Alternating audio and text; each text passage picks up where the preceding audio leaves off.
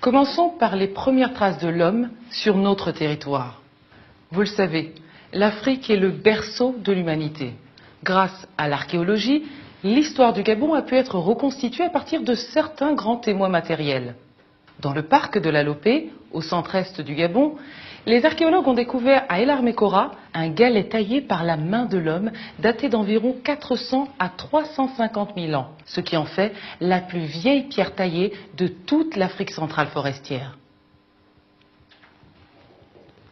À Lastourville, au sud du parc de Livindo, sur la rive gauche de l'Ogoué, dans la grotte de Paouin, ont été trouvés des outils de type chitolien remontant à 70 000 ans et des traces de Strophanthus, poison utilisé pour la chasse et encore pratiqué de nos jours par les Pygmées.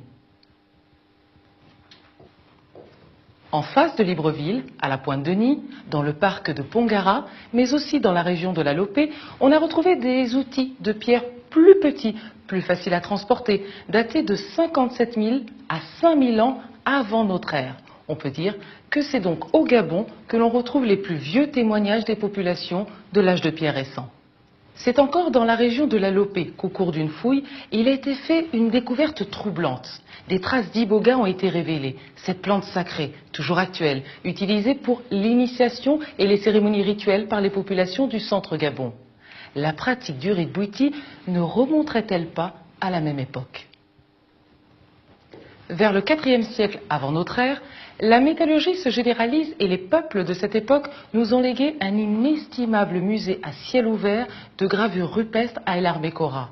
En son genre, le parc de la Lopé est le plus riche musée d'Afrique centrale et près de 2000 gravures y ont été recensées.